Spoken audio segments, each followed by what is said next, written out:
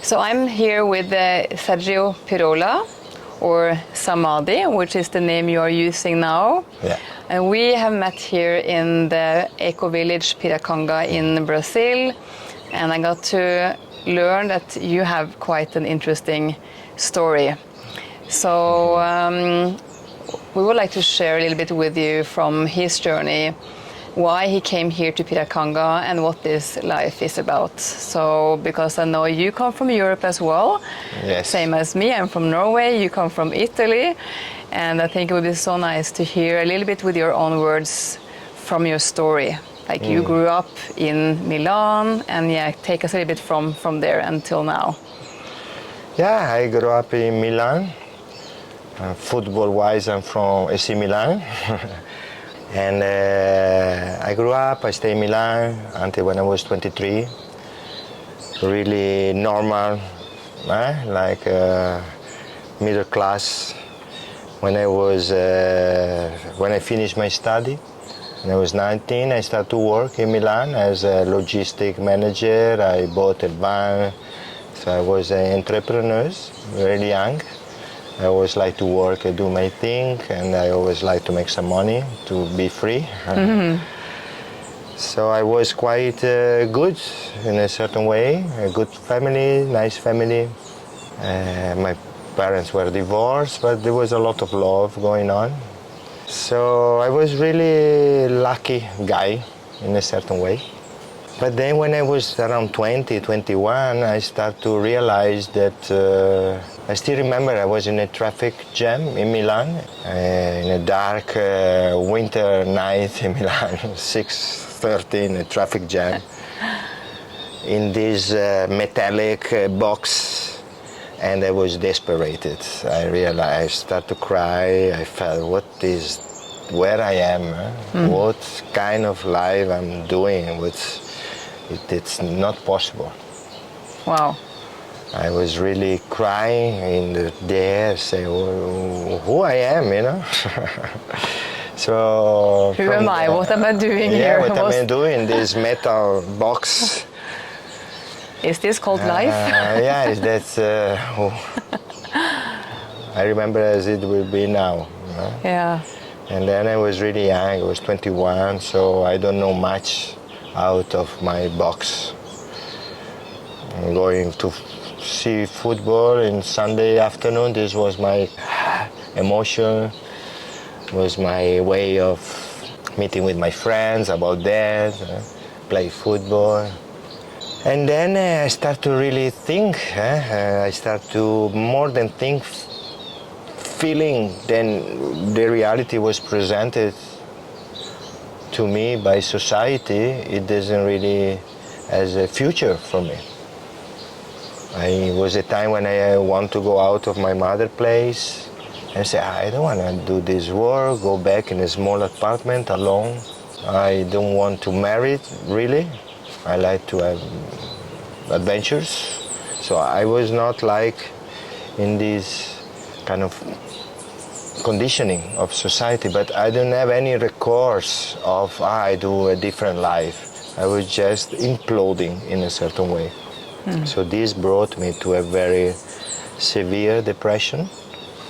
So I stayed in bed for 3 months. I didn't want to see my friends. I didn't want to see my mom. I thinking about jumping out of the window.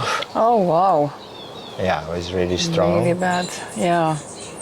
And my friend did not recognize me anymore. I would get fat. And what was going on in your mind? Because you had a nice upbringing, you had your own business, but you felt the purpose was not there. It was, yeah, you didn't like the life you had, like living alone in your apartment. But what brought you to isolating yourself like that? Because that's actually increasing the risk of depression and the severity of a depression. Yeah. Because you had a social life. Why didn't you go to your friends or family and have some help? My mind got me so much in self-judgment and see that everything was so wrong. So then nothing around me made sense. So I was not anymore nourishing by relating to somebody. My friend was some stranger. Yeah, and maybe also because when we are in suffer in some way, or if we are not happy with our lives, we tend to withdraw because we might feel some shame, or they don't feel good enough, because we have a society with all these measures of what is important to be successful or to be important or something like that. So maybe that was part of your thinking pattern also. While you were withdrawing, you didn't really want to show yourself in this situation, or? Yeah, for sure. But it was really, when you don't have anything to share, to give, or where nothing, you are so frozen. So it doesn't really make, at least that's my experience of depression, doesn't really make sense. I will go to nature, think, I will play, for example, football, which I love to play football. I was in the middle of the field, didn't know what to do with the ball, for example, because my mind took over. Yeah, system was basically shutting down. Yeah, the nerve system was, wow. I could not deal, everything was, give me a lot of fears. And thinking about going out of my family house and go to live alone. It was like, wow, no. So what happened from there? So you were in bed for 3 months with severe depression, and then I had somebody offered me a work. It was really funny. They offered you a work? Yeah, and another work. Okay. And then I need to drive from Milan to, it's a bit funny, but to Brussels to bring something. And then I took this van and I drove 1,300 kilometers, I think, through snow and that. And this gave me such a presence that when I arrived in Brussels, I kind of, my mind was relaxing. Wow, so while you were driving for all these hours and you got to see, I guess, nature, city, a lot of things, but you were like basically in focus on the work. And driving. And then when I came back to Milan, somebody offered me a work about driving in another company. So it changed my career, let's say. I went to do something else. And then from one day to another day, everything was good again. Really? Wow. Yeah, a bit crazy. But then I got, again, after 8 months, in another depression. And there I started to read about Osho, which is a spiritual master. And then he was alive in India, and he was talking about life. He was a guy who was talking about what makes sense in life. And without a big filter or moral, I realized, man, this man is a guy that understands me. He's the only one who understands me. So this is an Indian man who wrote a book, and his name is Osho? Yeah. Yeah? His name is Osho, and then when I realized then he was alive, and then he has a place in India, I say, okay, I go there, because he was talking about something which touched my truth, my heart, my spirit. I don't know what was going on, so I had the courage I sold my van, I sold my motorbike, and then I pay my debts, like the thing I need to pay, and then what it was left, I took a plane to India, and I went to India. Wow. And where in India is this? Because you then went to a community, an Osho community? Yeah, I went there, but it was there, but actually it was a big human laboratory. Oh, wow. So we were like, it was an amazing place. We were like 8,000-10,000 people living all around this place. Participate to his discourse every day, and doing a lot of therapy, from body therapy, child therapy, regression therapy, emotional therapy, a lot. There were a lot of courses, of self-awareness courses, meditation, new kind of meditation, which is active meditation. So where you move your body. Osho was a mystic which integrated the East with the Western. Cool. So he say the Western people cannot just meditate sitting like this because their mind will be too active. I think most of us realize that meditating is quite difficult because the thoughts are just coming and going all the time, so quiet them down is difficult. So this is a bit different. Yeah, so he understood then it was important to integrate East with the West. Then the new humanity will be an integration between spirituality and materialism. And normally the spirituality is always by religion is divided. If you are spiritual, you have to be poor, or if you're spiritual, there is no materialism. What he says, no, the East has to integrate with the West, and this is going to be the new humanity, where spirituality is integrated with materialism, where the body is integrated with the spirit. Yeah, so we can get to have some kind of comfort of the modern life, but still in a balance. Yeah. That's what I love about him, because he was quite a materialistic person. And which I guess most of us are, coming from countries in a Western society. We grow up with houses and cars and things to buy, and it's always a push, like all the commercials, like you are supposed to buy, and spend all your money on buying new things, right? So yeah, when I was younger, the new pants, I'm Italian, so the new shoes, that's how I spend my money, the new motorbike. Car, I was not much into car, but it was all these things. This is what makes us happy in the Western society, right? Yeah, was owning stuff. Was like I remember when I would get a new pair of pants. Yeah. I will be happy. Then I will be happy for a day, but I will be happy. But so this was my first big change, because then I started to do body therapy, which is called bioenergetic. Bioenergetic? Yeah, which work with a body armor. Like if you are depressed, your body feel like this. If you are a rigid person, you have an armor like a rigid, for example. So you work through the body. For example, I was really collapsing, so I need to scream, I need to open, I need to breathe in to open myself. Maybe find some more strength, like feeling like empowered. For sure. So I work a lot on self-esteem. I work a lot in group therapy with feedback. And then through the other, I learn about myself, because it's very difficult just to sit and discover yourself. When you have somebody who tell you the same story for 10 times, then you need to start to believe in that, and to believe to at least to have a look. And then regarding, I think it's nice to talk about this active meditation. It's really effective for Western society, because you shake your body, you dance, you use your voice, you do something before you sit. So while you are sitting, more the rough energy, let's say, is already, your body is already relaxed. So you get to release maybe tension or frustration or sadness or whatever that's stuck in your body. Yeah.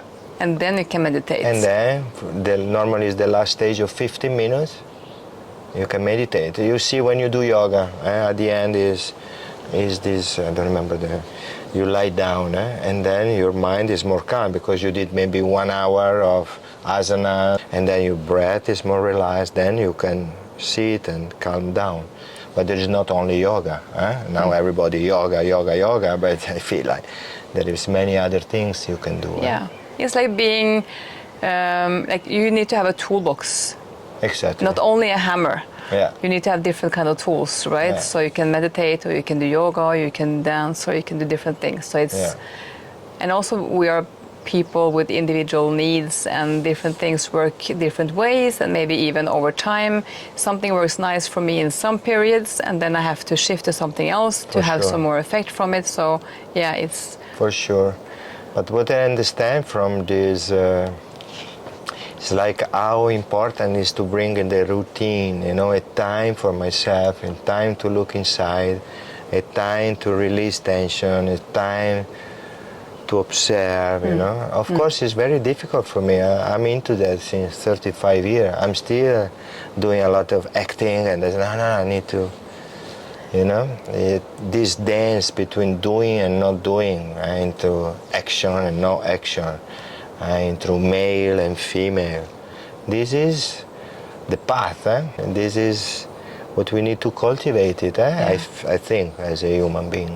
When you say go in and out between male and female, maybe you mean the feminine and the masculine? Yeah. Because both genders, or all genders, have both feminine and masculine energies and characteristics, basically. So it's a mix of using both for all of us, right? Yeah, all of us, you know, exactly that.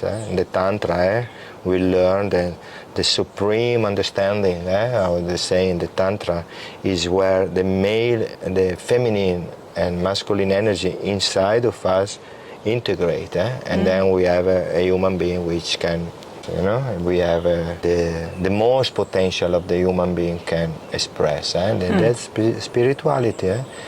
It's not just sitting in meditation or just pray or just... We need to work with our energy system in order to integrate and to go over the limitation of body, of mind. So you stayed long in India. You were there for some months and you learned from this Osho. Yeah, I mean, I learned from Osho because I was going to his discourse, but there was a big school around him. This was called Multiversity. So where you can learn about body therapy, you can learn about primer, which is work with the childhood. You can work about hypnosis. You can work about emotion. So it was different kind of compartment of this multiversity of human research. And I was focused in the body. So I realized the body cannot, cannot lie. You know, I mean, maybe in a talk in therapy you can have an understanding, but the body is the body, cannot lie. So I was naturally attracted to body therapy. So I became a body therapist there, and but to become therapist, it was a consequence of learning about myself. I can share my experience. You have to walk the walk yourself, right? And experience, and then you can teach and bring it on to others. So how long did you stay altogether in India before you moved on? In India, 6 months. Then I finished my money because I spent a lot in therapy. I want to change and get done in 6 months and go back to my city. That was my vision. So you wanted to go back to Milan? Yeah, to get rid of my depression and go back and change the world. That's but I never go back to Milan because eventually I need to do a bit more work on myself than 6 months. So when I came back, I started to live in Osho community. First in Italy, then in Germany, and then in Holland. And then in Holland, there is still existing this community, which is called Humaniversity, where is a therapeutic community, but offer a variety of training, of classes, of workshops. And then I joined a training of 4 years. It's called 4 years therapist training, which still existing there. In between, Osho died. After 6 months, I left India, he died. So this guy, this therapist, which was the creator, the leader of this community, he became my mentor in life, my therapist, my brother, my father. So he created Humaniversity Therapy. I joined there, the trainings. So for 4 years was a very intense transformational journey.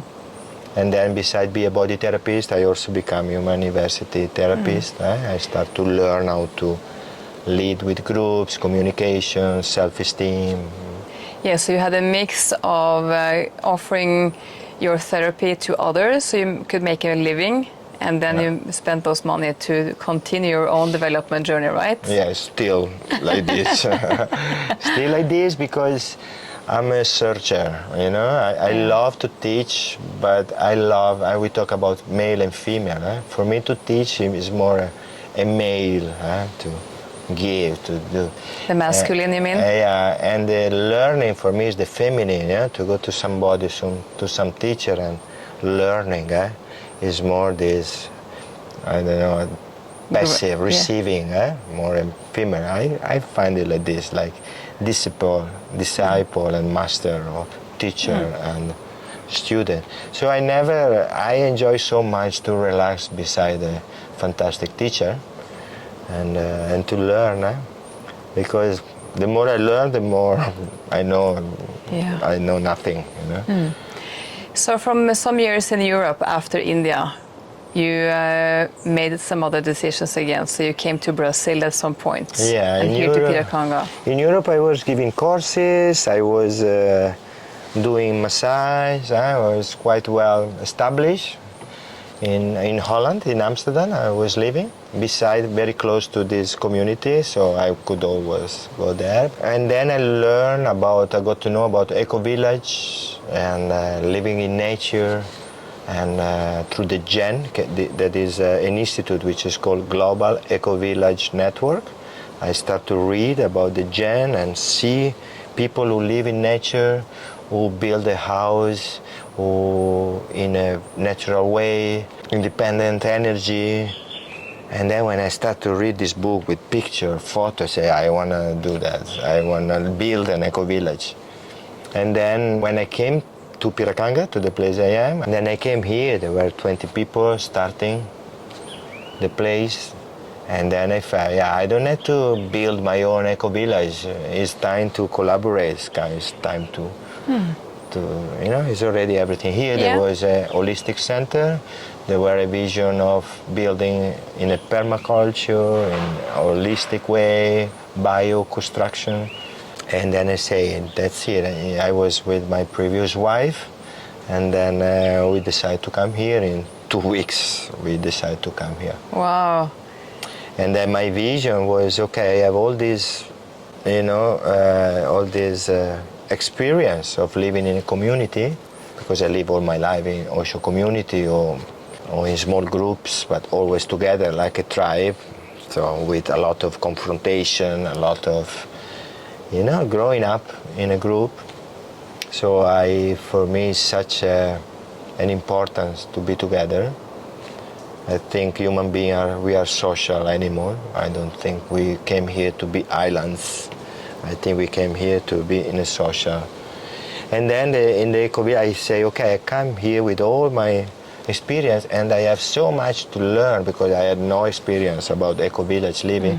I have no experience about nature, a bit, but not to live in the forest and build a house. And that's why I came here, to integrate these two worlds of spirituality, of self-knowledge, and nature, and learning from nature, from the forest, from the people of Brazil also. So if you were to compare the man you are now with the man you were back in Milan when you were 21, finding yourself imploding in the life you live there, what's the huge or the biggest changes living and being you now compared to then?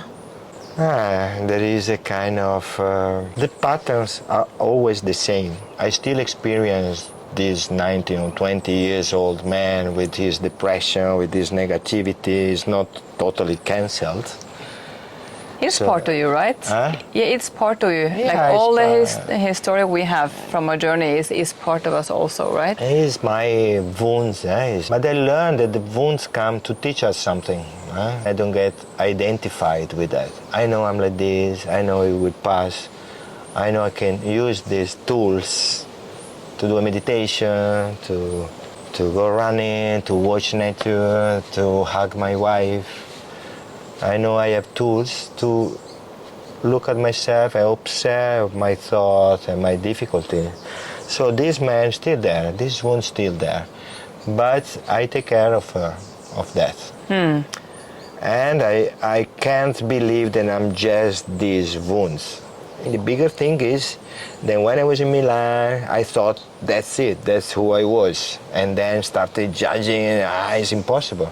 now I have so much a variety of, I cannot believe that I'm this ugly, depressive monster, you know. I am much more than that, and this I think is part of my journey, is part of the journey of every human being. But yeah, all my learning, I know I can be a beautiful man, I know I can be a lovable man, I know I can be... My self-esteem, it grew a lot. I'm also a bit older, of course. But the main thing is this disidentification from my mind, from my patterns, from my wound. And I write a book also about my teenager time. And when I write a book, it's me, you know, this part of me. And it's nice to also embrace that, because as you say, the wounds are also teaching us something. So when we are in pain, when we are suffering, we can, at least afterwards, we can learn from it and use it to grow as human beings. And as you even share that kind of knowledge and experience with other people, so others who are suffering can find their way to a better life, right? So for sure, that's become my purpose, my responsibility even, to share my experience. I never took medicament. If I will not do what I did, doctor told me, and I know, I thought I will go to a mental hospital. This would be my end up. My doctor told me, no, you will die, you will be dead at this moment if you will not take care, if you will not go to live and do a different lifestyle, do your detox, do all what you did. So now you have lived here in Piracanga since 2008, was it? Yeah, 2009. Yeah, so it's 14 years. 14 years, it's a long time. And this is your home and community and the way of living. So just a little bit about the lifestyle you have here and the life you have created for yourself. The life I created, I'm really proud. Yeah, Yeah. that's cool. I'm really feel lucky, feel grateful, because to live in a forest and to live surrounded by such a nature, the divine is really more tangible. It's more easy to connect with your spirit when you see such a life happening around us. I do basic, so I become more minimalistic. I see consumerism as a sickness of human society, which is just 150 years, 200 years. So if you compare this to evolution of the planet, of humanity, is nothing. 200 years compared to millions of years of evolution is just nothing. 1 second in 1 day clock, you know. So it's clearly a sickness, or it's clearly a mindset of our industrial society, and we believe in that. So I think minimalism, which doesn't mean to be poor, to be miserable, but to just live and enjoy the abundance that life gives to us without need to be in the trap of consumerism. It's fantastic. As a guy I talked with, actually, it's previous or earlier education minister of Bhutan. He said, if you get to recognize the difference between what you want and what you need. Yeah. Because if you focus more on what you really need, instead of all the things you want, then you can have enough to not be poor, you will have enough to have a good life.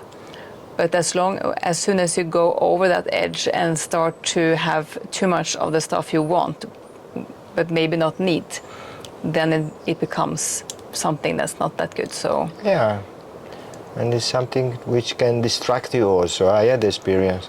If you're busy with so many things, then you have so many things, it's normal that you need to take care of your house, of your car. So this is such a distraction. You need to take care of you. You don't need to take care of objects. You need to take care of what you need. What do I need? I need water, clean water.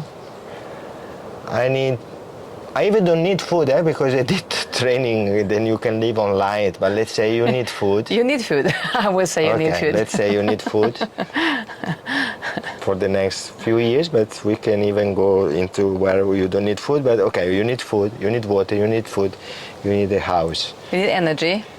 You need energy. And you need friends. Because alone with food, house, yeah, maybe there are some people who, they are born to be eremites, but you need friends, you need to celebrate, you need a life where you can stay with your friend and relax.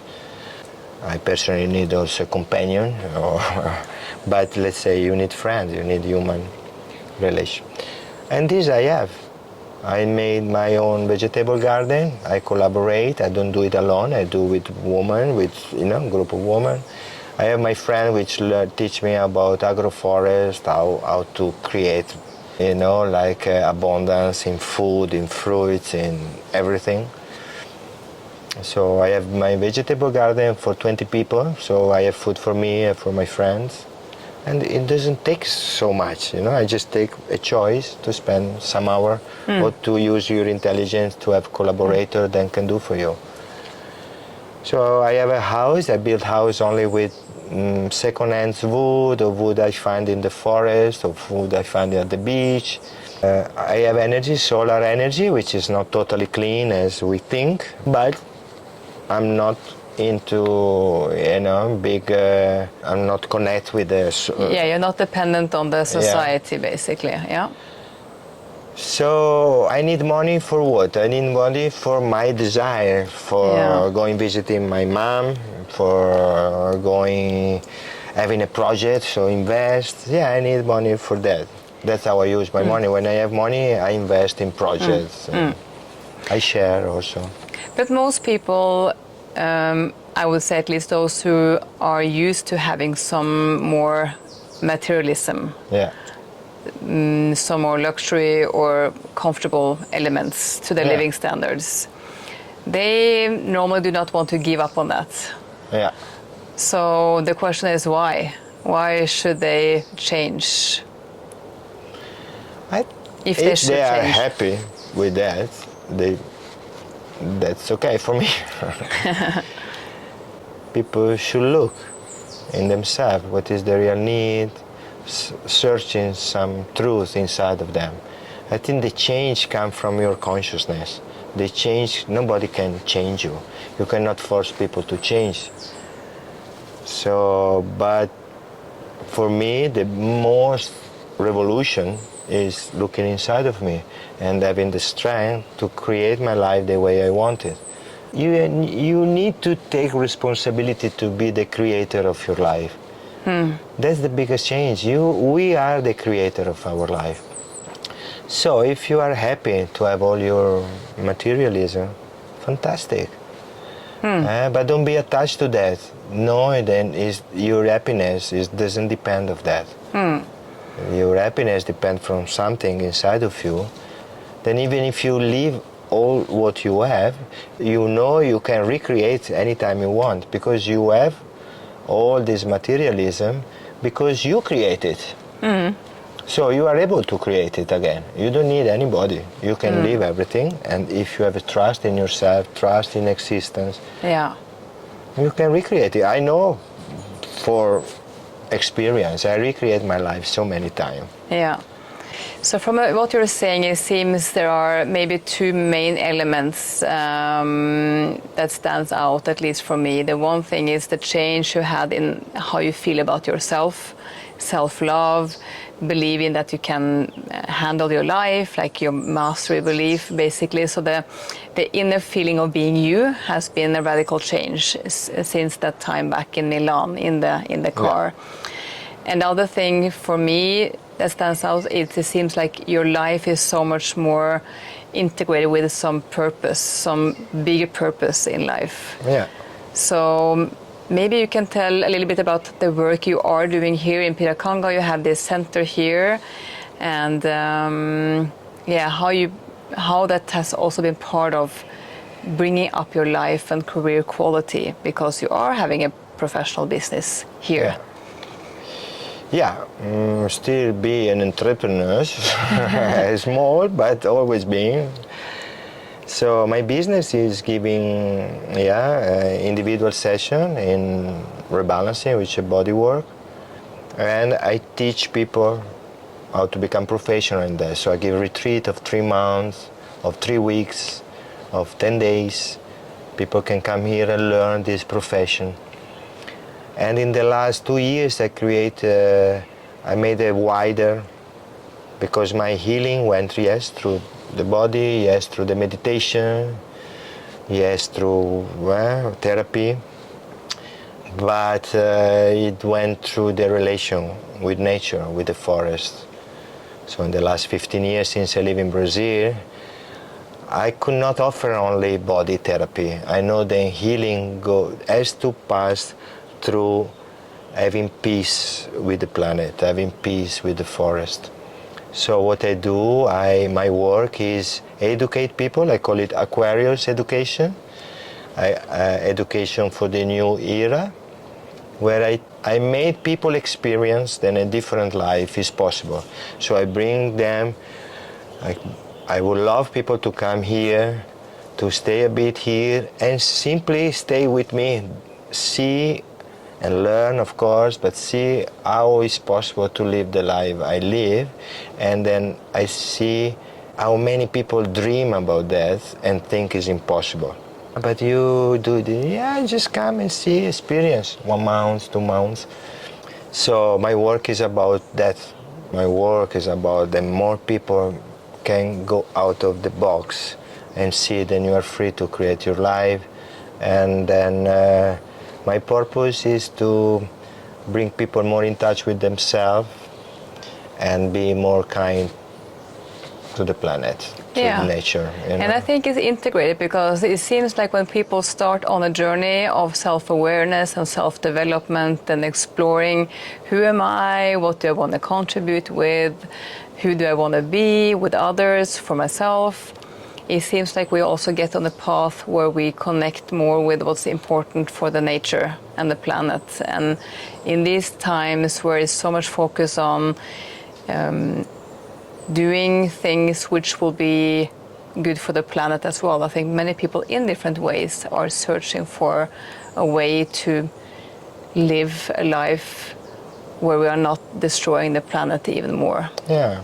So I think it goes really nicely hand in hand with the self-awareness and the way of living with nature. Yeah, because self-awareness, work with the body, and all my work is about people come back to feel themselves. That was my way of get healthy. I need to feel myself again, because the depression comes from your mind. But we are not just the mind. So we are also emotion, we are also body, we are also heart. So by feeling yourself, then you learn, you can feel life. If you hear here, it's full of sounds and birds. It's so meditative. So when I go to bed in the evenings, or if I have a meditation or power nap during the afternoon, and just like tuning in to all the grasshopper sounds and the birds and the monkeys, like you don't have to put on any kind of music or something, because it's just... For my massage session, I don't use music anymore. No. When I was living in Europe, I used to have a CD with the forest music. You don't need that. It's all for free here. That's really nice. So yeah, it's really, really nice, and I would like to get to experience some of the work you are doing. So I hope you have some openings in your calendar, so I can experience this as well, because it's always nice to try new things. But you were saying you are teaching things we need to know for living in the new era, or something like that. Yeah. So what's the new era? Like, what is going on? What is not going on? Will something change from what we there had? is something from the ancient culture, Maya calendar things, but I think the true, we don't have true. The true is what you feel is the true, I don't know how to say what inspires you. And what comes from different study, then we are in the era of Aquarius, so it's like the we are in the new down, like Osho would say, where the human race has the possibility to really be born again. So make some transition on the way we make live. some transition. Yeah. And we all see that the way we live is a suicidal way. Yeah. I mean, there is only if we don't feel. That's why the importance to come back to feel, because if we start to feel, we start to feel the pain of our act. Now it's normal to see war. We don't feel, we get so used to see, war, to see destruction, to pollute our own air, our own water. We are afraid to feel the pain, So that's my basic work, is the people start to feel the pain. Because from this feeling, you open your heart to compassion for life. We need to pass through the pain. If I touch your body and you have a tension, you need to feel the tension. Yeah. So, but people normally, I don't want to feel the pain, We try so to avoid. I hold it. Oh, no, don't touch there. Many therapists even don't touch when you have pain. But I touch, and maybe you feel, too much. Okay, if it's too much, let's go slowly, let's find a way.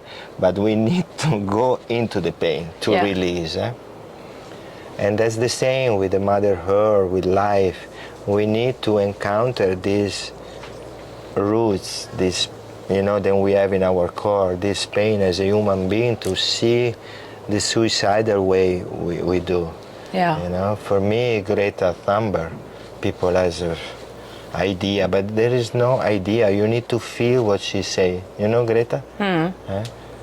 You need to feel this person, which was 15, 16, so she was much more connected with her guts, with her energy, with her emotion. Yeah. You say, what we do, And then the politician or us, the adults, start to write about if she's right, if she's not right. This comes from our patterns. Yeah. But these young kids are fantastic.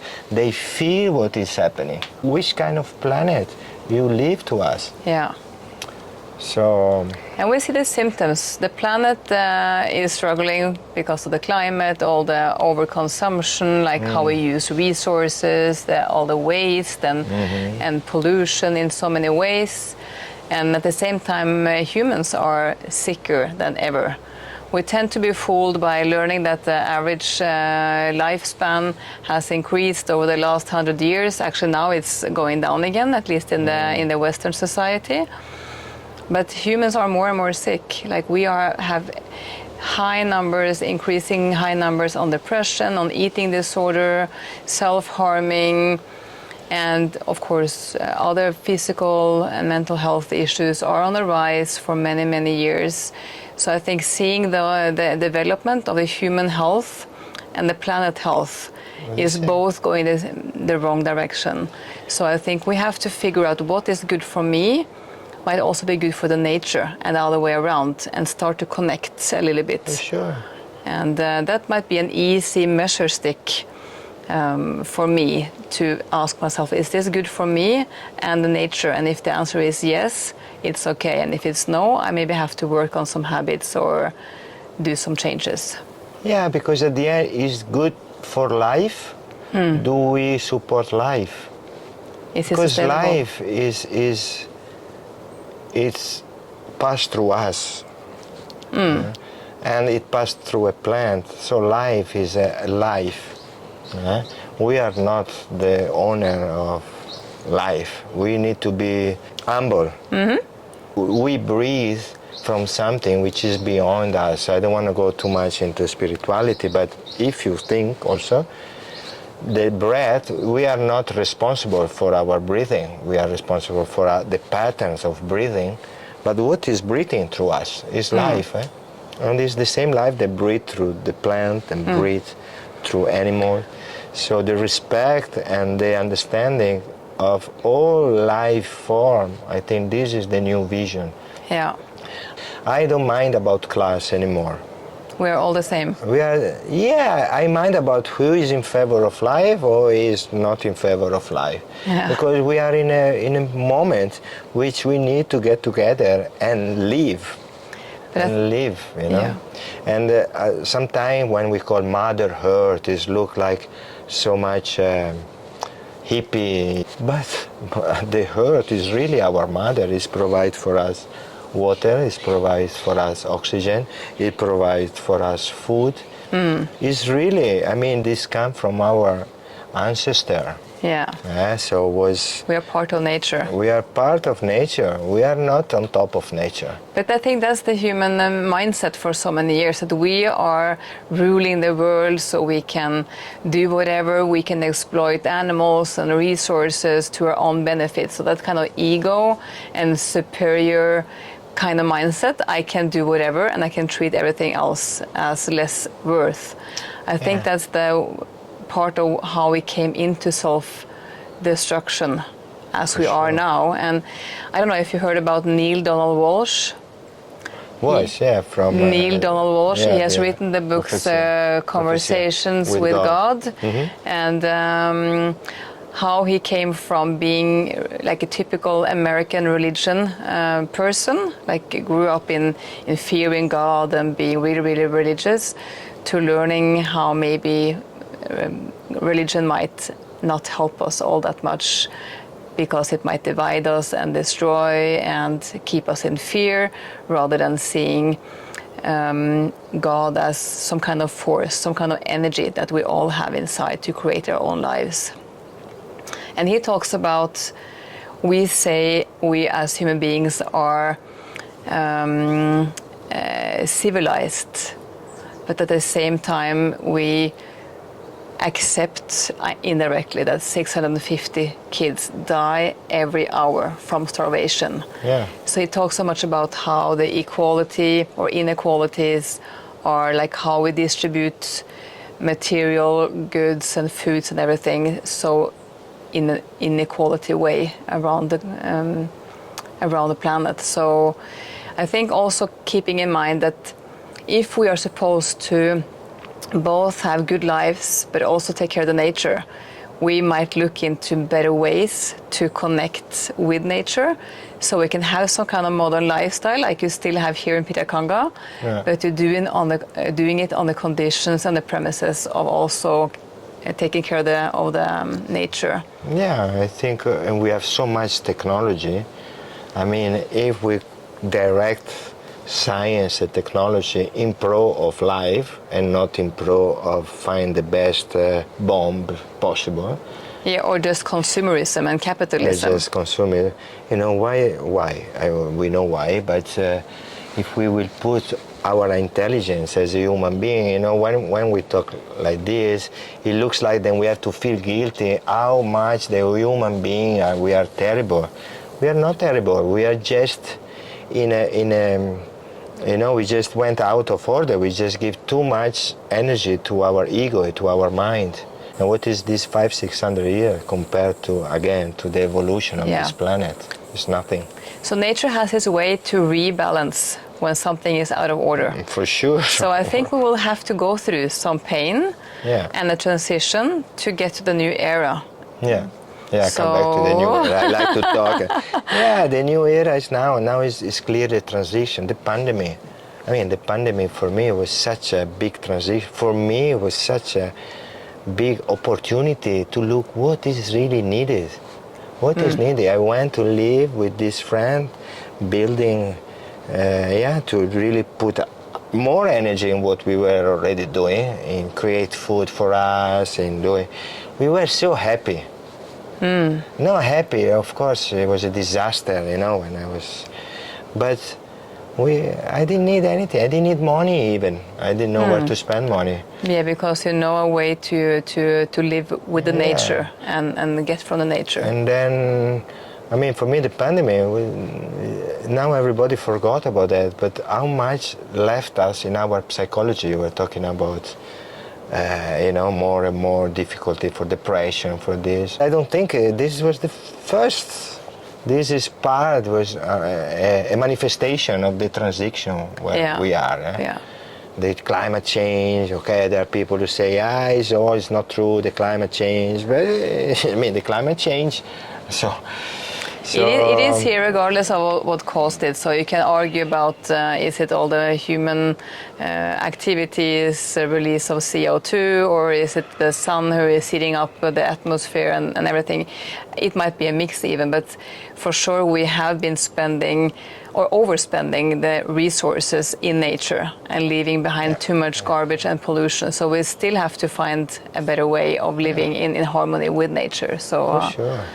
And ourselves. For sure, that's the new age. That's the new age where people become more conscious, more aware about that we are an expression of God and we are actually spirit in a body. I don't want to get too much, but we are, I know by experience, we are a spirit which come on this body to experience life in this planet. Then one day the body gonna get out, and for me, my spirit gonna have an evolution. That's what I experience. I don't say I believe. I experienced that. I experienced, and I was identified with my mind so strongly that I even want to kill myself.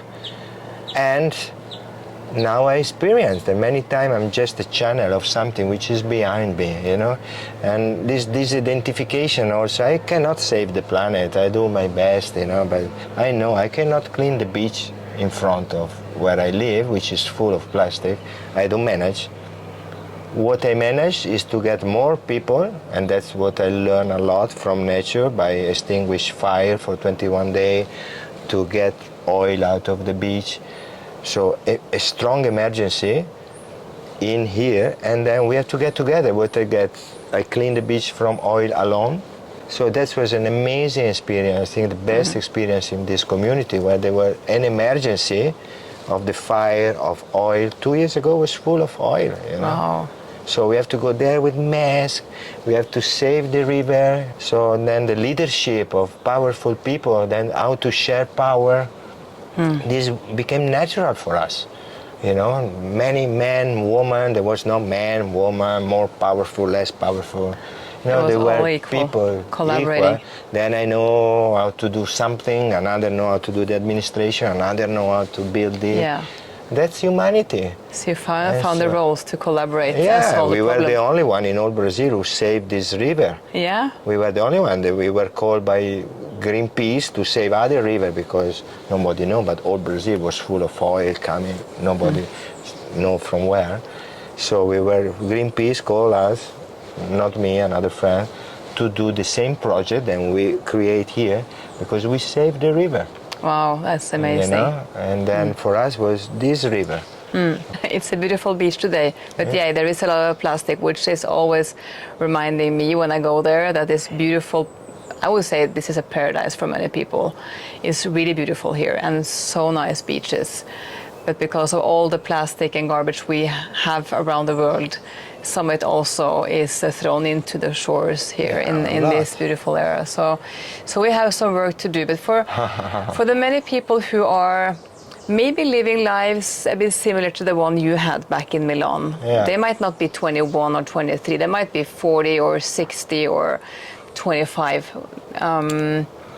And do you have some kind of message for them, like some inspirational points of view, learning that we could wrap up with for people who might feel like, what is my life really about? Because so many I meet and work with say, I don't even know what my purpose is. I don't know how to find my purpose. It feels like everything is just stress and we work to get enough money to have all the things we would like to have. I think so many people are in that kind of situation. Most people, at least in my network in Norway, are really busy working a lot. And I've also been one of those for many years. So to wrap it up, you're learning inspiration. What would be the final things to bring out? First, I never worked so much as here in Brazil. I never stopped, so only to know. So it doesn't mean the spirituality or thing you stop and meditate it. You just become more aware. But my real deep message is really not believe in your mind, you know, then there is so much more, so much more. Find a certain way of learning about yourself. I find it through Osho, but there are so many. Find some courses or in self-discovering, you know, something which you like. There is so much, so much. Find the good one. Yeah, so find I can say something. find the good, Yeah. find something, look in yourself. Is everything start from inside out, it's never outside in. Because the outside to come in is because we allow to come in. Because if we put limits, things doesn't come in, things doesn't touch. So my deep message is really don't believe in your depression, don't believe in your desperation. Leave your depression, accept your desperation, and go on. And there are so many ways. Not just a psychiatrist and just an antidepressive. You can go to the Human University, fantastic place in Holland, humaniversity.com. Find a good thing which can inspire you, which touch your heart or touch your being, you know. Yeah, so spend time with some self-awareness and self-development is the key. Go inside and ask what is important for me, who do I want to be, who do I want to live, what is maybe giving my life some purpose and meaning, those kind of questions, and right? especially don't take this as a fragility, you know, especially men. They take, wow, I have a depression, or I'm thinking about this. Don't take it as a fragility, take it as a call from your spirit to go deeper in you, because humans are done to love, are done to celebrate, are done to have pleasure. This is normal. All tribe in the world, they were dancing together and celebrating. Yeah. You know, so search this celebration inside of you. You know, that's part of the transition we have. There are so many teachers, so many masters. Before it was Osho. And maybe a few others, but yeah, but I mean, a few others, but very small. Yeah. Now in internet there are so many people, too many, but let's say find the right one. Yeah.